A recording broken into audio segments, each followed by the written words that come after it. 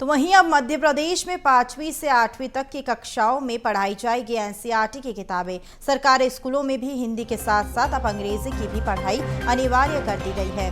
तो राज्य शिक्षा केंद्र ने रोस्टर में बदलाव किया है। अब 5वीं से 8वीं तक के बच्चे एनसीईआरटी की पढ़ाई करेंगे। राज्य शिक्षा केंद्र ने रोस्टर में बदलाव किया। स्कूल शिक्षा विभाग ने आदेश जारी किए हैं।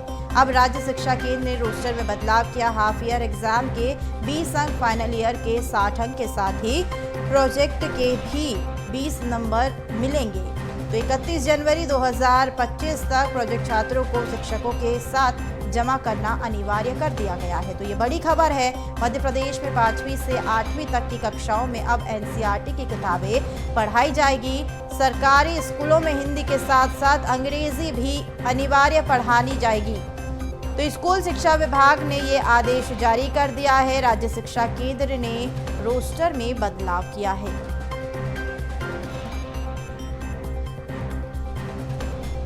तो इसी पर अधिक जानकारी के लिए भोपाल से हमारे सहयोगी मनोज राठौर जुड़ चुके हैं। तो मनोज, मध्य प्रदेश में शिक्षा विभाग की ओर से एक बड़ा निर्णय लिया गया, जहां 5वीं से 8वीं तक की कक्षाओं में एनसीईआरटी की पढ़ाई कराई जाएगी और साथ ही जो इंग्लिश अंग्रेजी के सरकारी स्कूलों में अंग्रेजी की पढ़ाई भी अनिवार्य कर दी गई है। तो क्या कुछ चुनौतियां हैं जो शिक्षकों को सामना करना पड़ेगा और जो छात्रों को सामना करना पड़ेगा?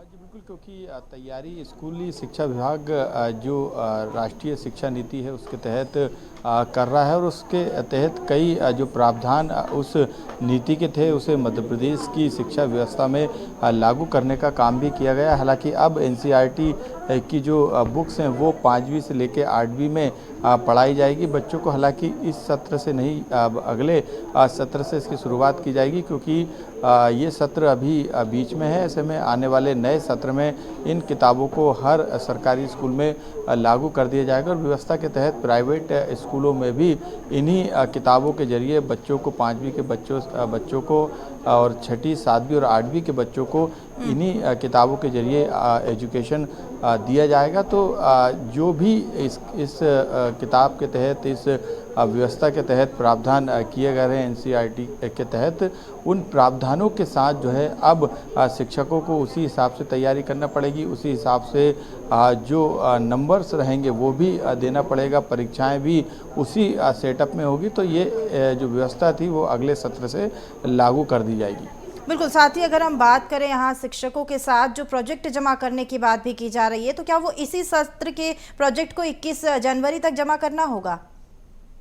आज बिल्कुल, क्योंकि अभी जो है वो माध्यमिक शिक्षा मंडल बोर्ड की किताबों के तहत जो है मध्य प्रदेश शिक्षा नीति के तहत जो है वो पढ़ाई कराई जा रही है। लेकिन क्योंकि ये प्रयोग किया गया था, कुछ किताबों को पहले शामिल करने का काम जो है स्कूली शिक्षा विभाग ने किया था, लेकिन अब पूरी तरीके से यानी हर सब्जेक्ट की जो किताब है वो इन क्लासों में पढ़ाई जाएगी। इस तरीके की व्यवस्था को लेकर अब स्कूली शिक्षा विभाग ने सभी जिला शिक्षा अधिकारियों को निर्देशित किया है और जो भी कमियां स्कूल के अंदर है उन कमियों को दूर करने का काम भी किया जा रहा है, क्योंकि अब जो है हिंदी नहीं बल्कि इंग्लिश मीडियम में भी पढ़ाई को पूरा कराने का काम किया जाएगा। तो इस दिशा में भी स्कूलों में जो कमियां हैं, टीचर की कमी हो या फिर दूसरे संसाधन की, उसको उपलब्ध कराने का काम अब इस समय के बीच में किया जाएगा, क्योंकि अगले सत्र से इन किताबों को पूरी तरीके से यानी हर सब्जेक्ट की किताब एनसीईआरटी की होगी। ये व्यवस्था जो है अगले सत्र से लागू हो जाएगी।